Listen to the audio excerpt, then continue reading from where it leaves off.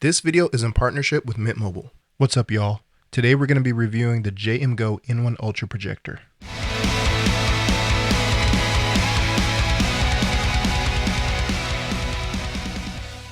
The N1 Ultra has a tricolor laser optics designed by JMGO.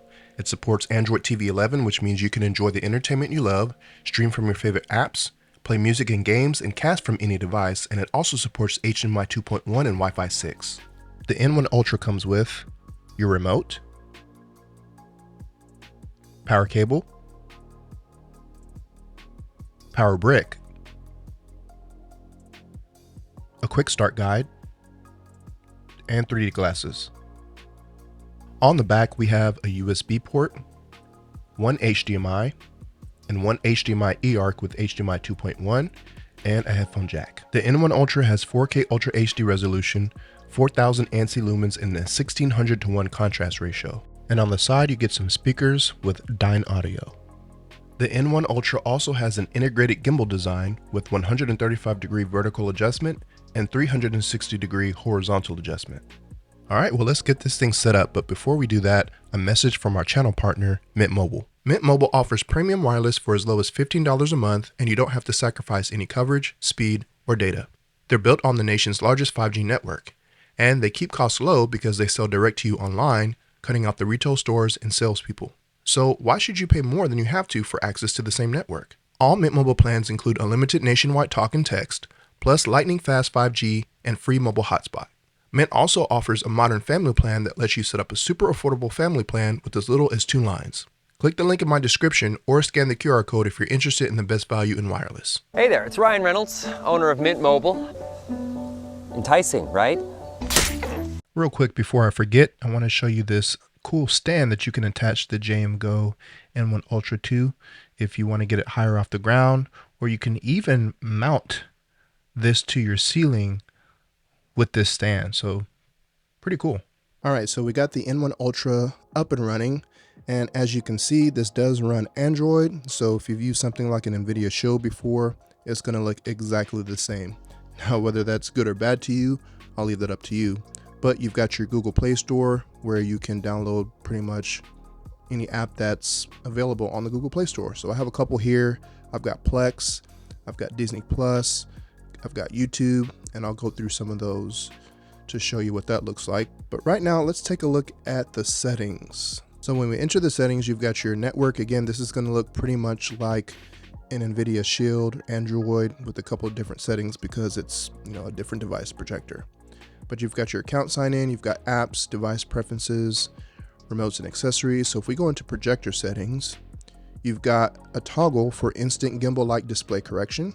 You've got auto keystone correction, manual keystone correction setting, autofocus, manual focus, focus setting, picture movement and zooming, picture memory. So if you click on picture memory, you can store pretty much whatever settings you have currently. You can load them, and then you've got 3 spaces to save more settings, picture memories. You've got picture restoration and other settings. You've got projection method, front installation, front projection, so you can change the orientation of how you're projecting this.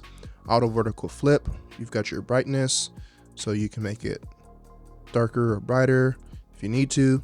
You've got adaptive brightness, which will adapt the brightness based on, I guess, your ambient light, I'm assuming. So you can see it just darkened right now. I'm gonna turn that off. You've got low blue light mode, smart eye protection, indicator light. So if you go into manual keystone correction, you can change the keystone if you need to.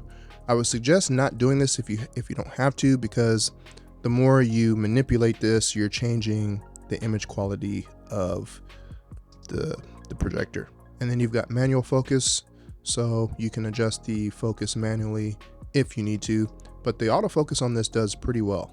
All right, if we go into device preferences, again, this is going to look exactly the same like an NVIDIA Shield. You've got timer, language, keyboard, inputs. You can switch the inputs, power. You've got picture, so these are your picture modes. You've got standard, game, office, user. Glaring, interesting name for a picture mode. You've got vivid, standard, game. And obviously I don't have any content playing right now, but I'll show you these. I'm going to put it back on user. But you will notice that on all these settings, sharpness is always on. I always turn that off because it makes the image look horrible. And I've noticed that even when you turn it off and you switch back to a different picture mode, it puts the sharpness back on. But again, you should be able to save, your settings, and it should keep it. Then you've got options for gamma, color temperature. So you've got cool, standard, warm, and user. You've got HDR on or off.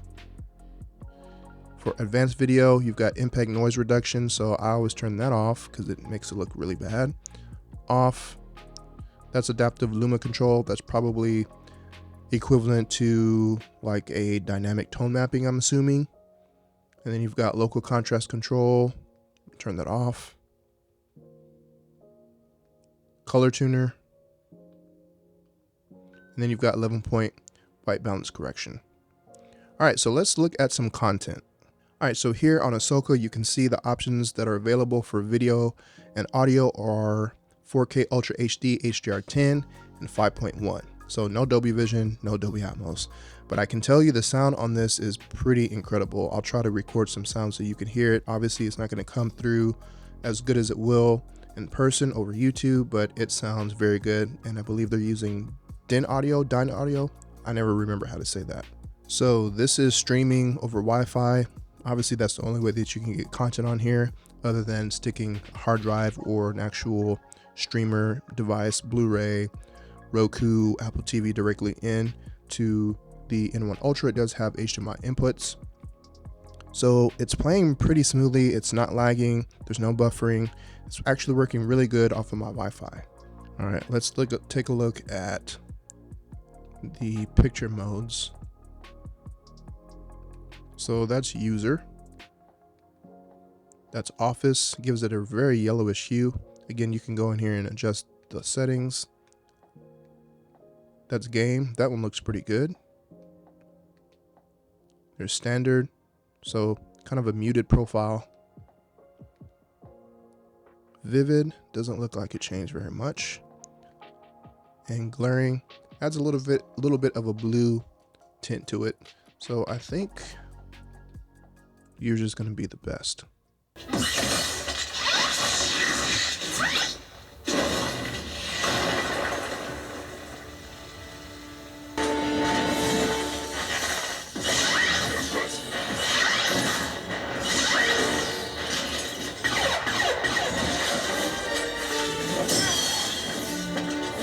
So obviously the image quality is not going to look as great as it could with something like a Blu-ray player or Plex or something like that. This is streaming.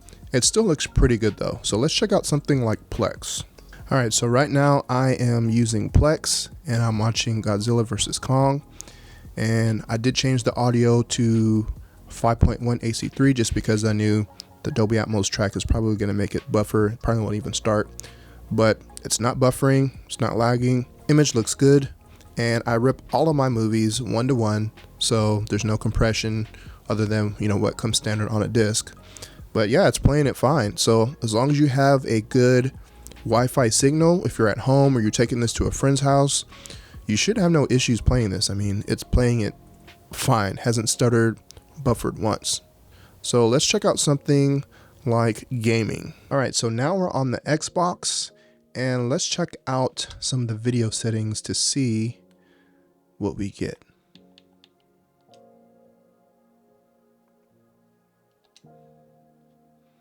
Okay, so we're getting 4K Ultra HD, 60 Hertz. Let's see what the 4K TV details says. So the N1 Ultra supports 4K at 60 Hertz, which is very good. It does not support 4K at 120, which the projector doesn't say that it does. You can do 1080p at 120, which is very impressive. I haven't seen many smaller projectors that can do this. So if you want to game at 120, you can do it. You're just going to have to take a hit on the resolution at 1080p.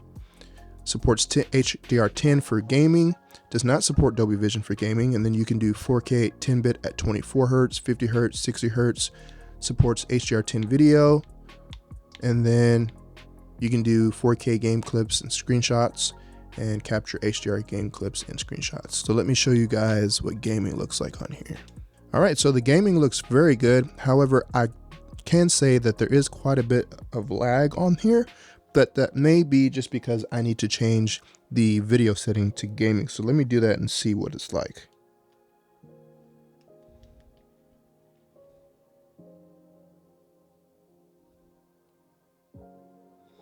All right, so I just hit a home run. So switching the video profile to gaming does help with the lag.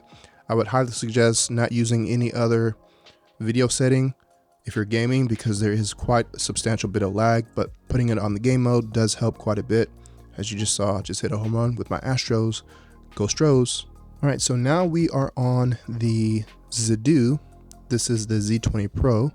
So let's check out some content on here. So it looks as if once it receives another signal, it just resets everything, which is annoying. But again, you have the profiles that you can set, but you know, I kind of wish that it wouldn't do that. And you've also got some different display modes that I just found here. So you got automatic, you've got full, super zoom, unscaled, 4:3, movie expand 16:9. And then you see the badges that come up, HDR10, and yeah, it's playing pretty good and it looks really good. Again, the colors might look a little bit different from what I'm actually seeing. I'm looking at the LCD screen on the camera, and yeah, it's not an exact representation. The colors are a little off on the camera, but it looks really good. It's playing well. There's no stuttering. Again, you know, N1 Ultra, if you want to take this around, it's portable. It comes with a little stand on the N1 Ultra, or you can attach the stand that I'm using on right now that'll raise it up a little bit. But this is great if you're using this for, you know, trips, if you're going camping, if you're going over to a friend's house, you've got kids, you want to go outside, project this on a garage wall, a white sheet, anything. I love that it's portable, and I love that it has 4K and HDR10. Unfortunately, it doesn't have Dolby Vision or HDR10 Plus, so you're not going to get that dynamic tone mapping, but you're going to get a stellar image. It's portable, and yeah, if you want to pick this up, then I'll put a link in the description for projectorscreen.com. I want to thank Brian at projectorscreen.com for sending this out to me for review. Thank you guys for watching, and we will see you in the next video.